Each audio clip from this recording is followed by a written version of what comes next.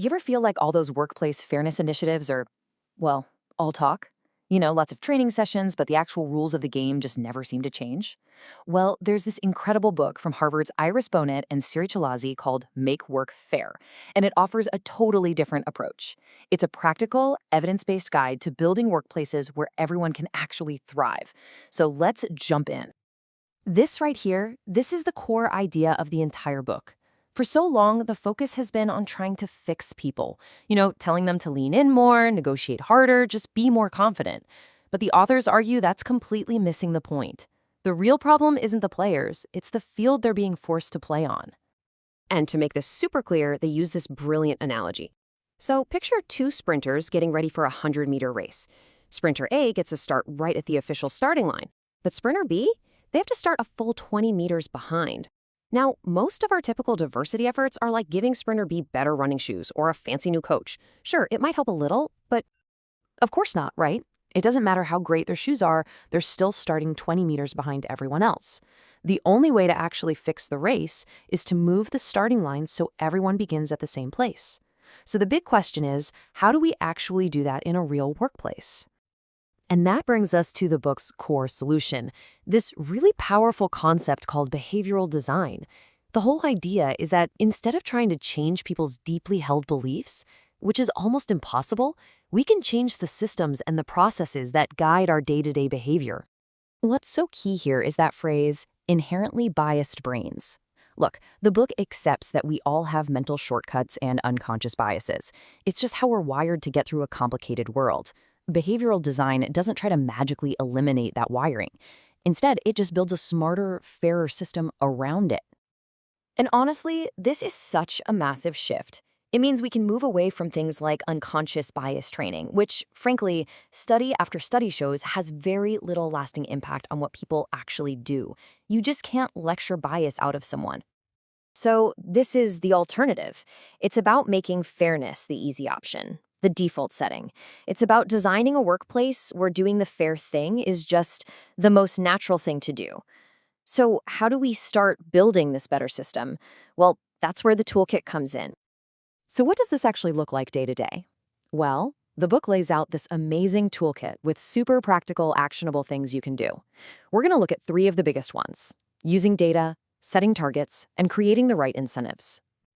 Our first tool is data, and this number represents one of the best examples out there, the BBC's 50/50 project. It was actually started by a journalist, Roz Atkins, who just wanted to know the real score for his own news program. See, he and his team, they thought they were doing a pretty good job with representation, but they didn't really have the numbers to prove it. So they just started counting. And that simple act of collecting data made an invisible problem suddenly impossible to ignore. It wasn't about blaming anyone, it was just about holding up a mirror. And once they saw that imbalance, the motivation to fix it just happened naturally. That's the power of data. Okay, so once you can see the problem, the very next step is deciding where you want to go. And this is where setting clear, ambitious targets becomes absolutely essential. A fantastic example of this is the 30% Club. Just look at these numbers. Back in 2011, women held a pretty dismal 12.5% of board seats in the UK's top companies. So the 30% Club set this voluntary public goal to get that number to 30%. A lot of people thought, no way. But as you can see, by 2020, they hadn't just met the goal, they completely smashed right past it. It just goes to show, what gets measured and what gets a target gets done. The third tool in the kit is all about shaping behavior by changing what gets rewarded. Incentives are these powerful little nudges that can make fairness a core part of how you do business, instead of just some nice-to-have thing you talk about once a year. And the Massport model is a perfect case study of this. So they had this huge piece of land to develop in Boston, and they didn't just ask developers to submit diverse bids. No, they made diversity, equity, and inclusion worth a quarter of the entire score for winning the project. Well, what happened? All of a sudden, developers who usually just stuck to their old boys club had a huge financial reason to build diverse teams. It totally changed the rules of the game, and because of that, it changed the outcome. Okay, so we've got the tools, data, targets, incentives. Now let's look at how we can use them to redesign the key moments in someone's career. This is where the theory gets super practical. especially for industries like the skilled trades, where even tiny, seemingly harmless barriers can have a massive, massive impact. You have to see this. The New York City Fire Department wanted to attract more diverse candidates. They found one little barrier in their way, a $30 exam fee. So they got rid of it. The result?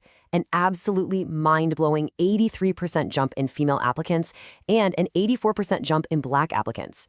It wasn't a lack of interest holding people back, it was a tiny $30 hurdle. Just think about the potential impact of removing small barriers like that to get more women into trades right here in Australia. Oh, this is one of my favorite examples in the whole book. So a brewery in Colombia had a law that said women couldn't lift more than a certain weight. The old, lazy solution was simple. Just don't hire women for those jobs. But they took a behavioral design approach. They didn't try to change the law or the women. They redesigned the work itself. They re-engineered the production line. And by doing that, they made the job accessible to a much, much wider range of people. They changed the work, not the worker. Get this. Even something as simple as a rating scale can be a hidden barrier. Research found that on a 10-point performance scale, men were 50% more likely to get the top score. Why? Well, because culturally, we associate a 10 with perfection, and stereotypes can make it harder for managers to see women as perfect.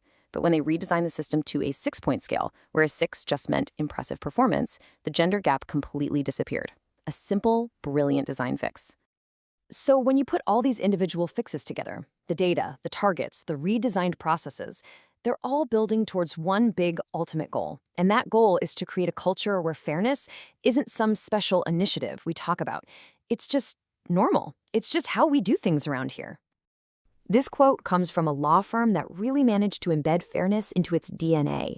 And that spirit, that idea of collective responsibility, that making work fair is good for everyone, that's exactly what groups like Tradeswomen Australia are fighting for.